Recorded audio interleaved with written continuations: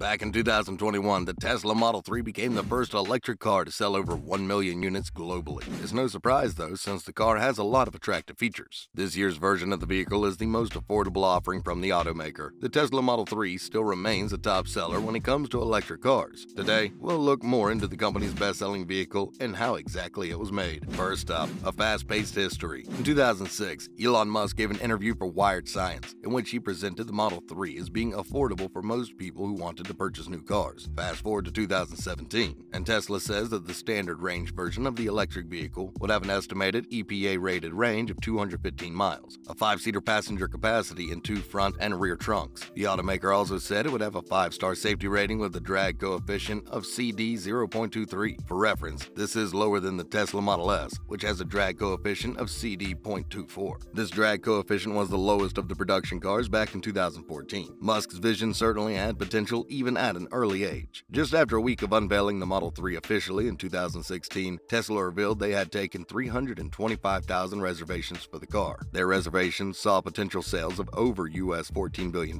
and by August of 2017, there were 455,000 net reservations. But automaker experts were skeptical when Tesla had decided to advance its 500,000 total unit build plan to 2018, 2 years earlier than they had previously planned, to accelerate its target for Model 3 output. As you could imagine, there were production bottlenecks and production hell. In May 2016, Tesla issued US $2 billion in new shares to the stock market to finance this plan, and it was a plan that would see amazing results. Next, we have quality control. Although you may have often heard a ton of raves regarding the amazing overall quality of Tesla, not everyone shares this view. Ever since Tesla started manufacturing cars at Shanghai Gigafactory in China, there have been some reported issues about quality control, overall vehicle quality, and feature availability, just to name a few. Many wonder if the China-built Tesla Model 3 sedans are really much different from those produced in the United States. In fact, Tesla has been criticized for years for its inconsistencies regarding its entire quality control situation. The automaker has made it clear that its made-in-China vehicles will show off a new level of attention to detail. But in China, it's not hard to produce a car that is higher quality than most local cars. The standards are just a lot more different in China than they are in the US and other places. Though Tesla says the same quality that's being proven in China will also be seen in the company's upcoming Berlin and Texas-based factories. When this whole discussion first started coming to light, some Tesla fans pointed out that the electric automaker's vehicles aren't luxury cars, and so they're not supposed to have the high-level fit and finish of, say, German luxury cars. Instead of focusing its efforts on making the utmost high-end luxury cars, Tesla has focused on other features like performance and comfort. But regardless of the way a car is classified, there's obviously still an expectation that it'll be well put together, parts won't come off, and it won't need to be in service center as soon as a customer gets their delivery. People who have been following Tesla have also noticed discrepancies in standard features and feature availability among Model 3 sedans manufactured in China versus US-built Tesla models. While there's no reason Model 3s built in China and the US need to match precisely, when a new feature appears in one market, fans will expect it to become available for them too. And now, China-based Teslas win out. Tesla's main factory in China does seem to have its quality control game in check, since the locally assembled Model 3 is the highest quality sedan manufactured in the country since the latter half of 2020. It came first out of 38 cars analyzed by Wang, a Chinese quality check company, whose findings put the Model 3 way higher than the industry average. According to other information from